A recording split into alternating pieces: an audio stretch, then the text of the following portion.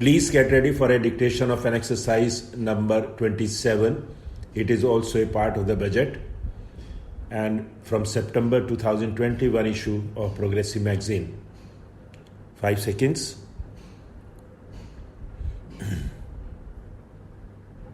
Start.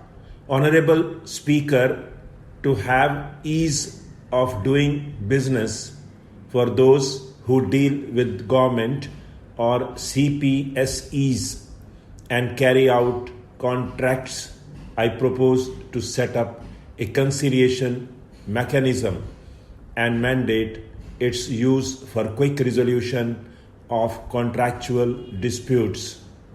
This will instill confidence in private investors and contractors. The forthcoming census could be the first digital census in the history of India. For this monumental and milestone marking mass task, I have allocated rupees 3,000 crores in the year 2021-22.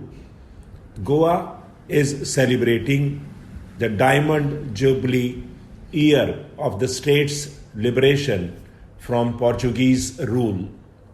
From the Government of India's side, I propose a grant of rupees 300 crores to the Government of Goa for the celebrations. I propose to provide rupees 1,000 crores for the welfare of tea workers, especially women and their children in Assam and West Bengal. A special scheme will be devised for the same. In these last few paragraphs of Part A of my speech, I draw the attention of this august House to the fact that at the beginning of the current financial year, the pandemic's impact on the economy resulted in a weak revenue inflow. This was combined with high expenditure to provide essential relief to vulnerable sections of the society, especially the poor, women, SCs and STs. Unlike many other countries, we opted for a series of medium-sized packages during the pandemic so that we could calibrate and target our response according to an evolving situation. Once the health situation stabilized and the lockdown was being slowly lifted, we switched to ramping up government spending so as to revive domestic demand. As a result, against an original budget estimates expenditure of rupees 30 lakh crores for 2020-21, our revised estimates are rupees 35 lakh crores. We have maintained the quality of expenditure. The capital expenditure estimated in revised estimates is rupees 4.39 lakh crores in 2020-21 as against rupees 4.12 lakh crores in budget estimates 2020-21. The fiscal deficit in revised estimates 2020-21 is pegged at 9.5% of GDP. We have funded this through government borrowings, multilateral borrowings, small saving funds, and short-term borrowings. We would need another rupees 80,000 crores for which we would be approaching the markets in these 2 months. The fiscal deficit in budget estimates 2020-22 is estimated to be 6.8% of GDP. The gross borrowing from the market for the next year would be around rupees 12 lakh crores. We plan to continue with our path of fiscal consolidation and intend to reach a fiscal deficit level below 4.5% of GDP by 2025-26 with a fairly steady decline over the period.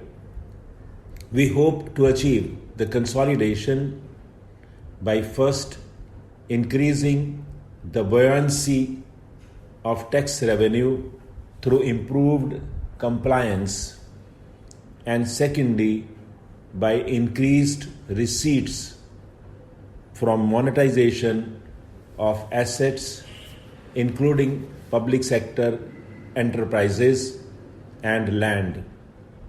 The Contingency Fund of India is being proposed to be augmented from rupees 500 crores to rupees 30,000 crores through finance bill.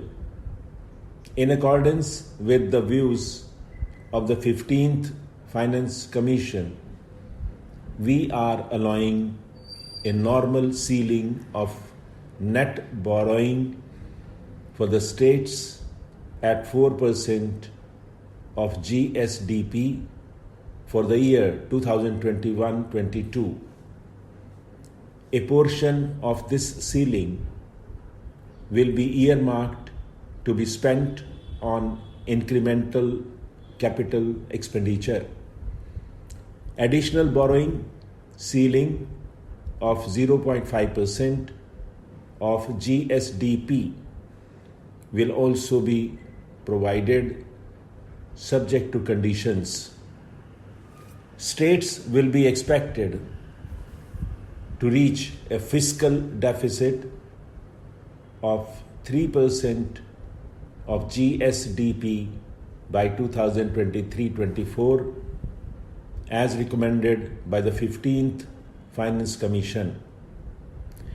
In the July 2019-20 budget, I introduced the Statement 27 on extra budgetary resources. It disclosed the borrowings of government agencies that went towards funding Government of India schemes and whose repayment burden was on the government. In my 2020-21 budget, I enhanced the scope and coverage of the statement by including the loans provided by government to the FCI. Taking a step further in this direction, I propose to discontinue the NSSF loan to FCI for food subsidy, and accordingly budget provisions have been made in revised estimates 2020-21 and budget estimates 2021-22. The extra budgetary resources details are at Annexure 6. We know that the FRBM Act mandates fiscal deficit of 3% of GDP to be achieved by 31st March 2020-21. The effect of this year's unforeseen and unprecedented circumstances has necessitated the submission of a deviation statement under sections 4, 5 and 7(3) of the FRBM Act, which I am laying on the table of the House as part of the FRBM documents towards achieving central government fiscal deficit along the broad path that I have already indicated. Stop.